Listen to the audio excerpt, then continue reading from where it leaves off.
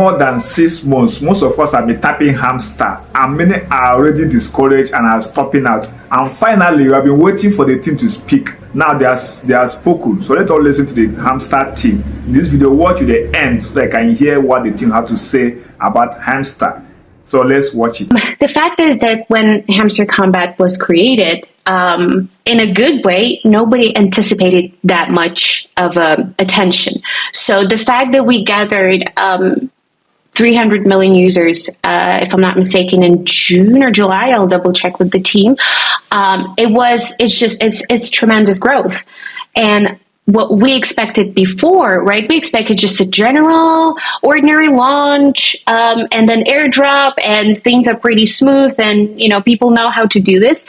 But then the growth that we got, it's so tremendous that we now require a certain technical solution that nobody in the industry had. And we're working right now with Ton, actually with the Ton core team, to develop that solution. And that's the thing. Imagine, conducting an airdrop to 300 million people at the same time. Nobody has ever done this before. And that's it just takes time. There are also negotiations and, a lot of calls daily involved with different partners that are, different platforms that are involved in this process. And that's why it takes time.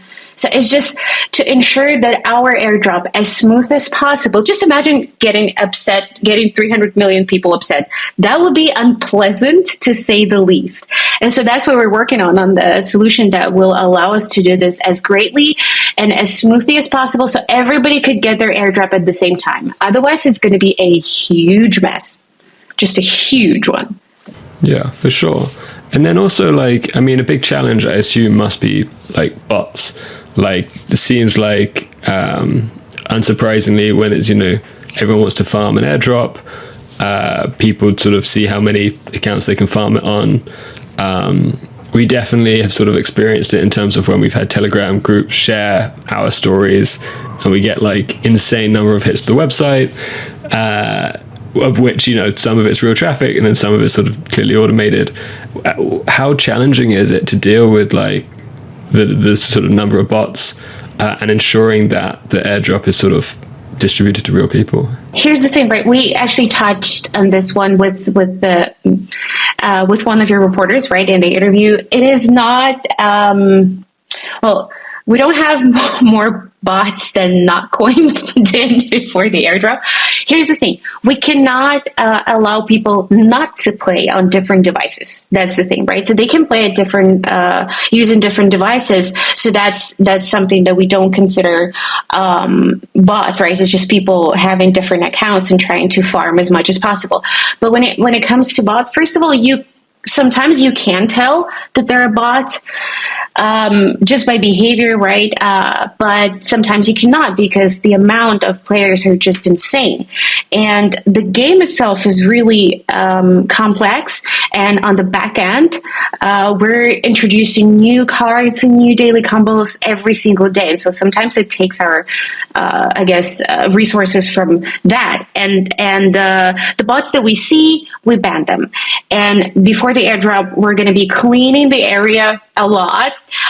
We have been doing this as much as we can, but also it's going to be the focus of preparing before the airdrop, just to ensure that these are real people that are getting the airdrop. The head of gaming of Ton blockchain is also in this. She also expressed her view about gaming on the Ton blockchain and the future of gaming on Ton blockchain and how it also affects Hamster. And let's hear her too. Cool. And Bazina, have you dealt with sort of the same issue? I think there are bots and cheating in games that, since ever, since games existed, there was cheating in games always. And if there is any anticipation of a reward or anything monetary, of course, the motivation gets even higher. I just want to point out that it's not exclusive to coming up to airdrops. This has been in gaming forever. So it's like an ongoing back and forth with gaming companies to identify the patterns, disable the cheaters, kick out the cheaters, ban bots, and then they figure out again. So it's like a consistent loop of getting better on both sides. Unfortunately, it's part of the business. So yeah, as Hamster goes, like whenever like we have analytics and systems to spot specific behaviors, we ban them. But it's not one off, like it's not one and done. It's an ongoing thing that has to run in the background all the time.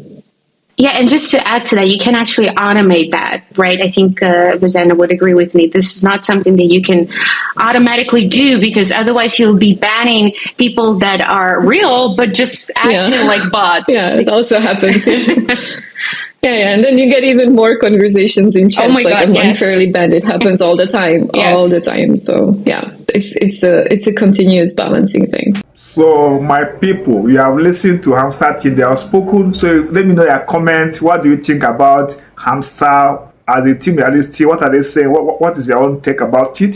So let me see your comment in the comment section, so I will know what next to do.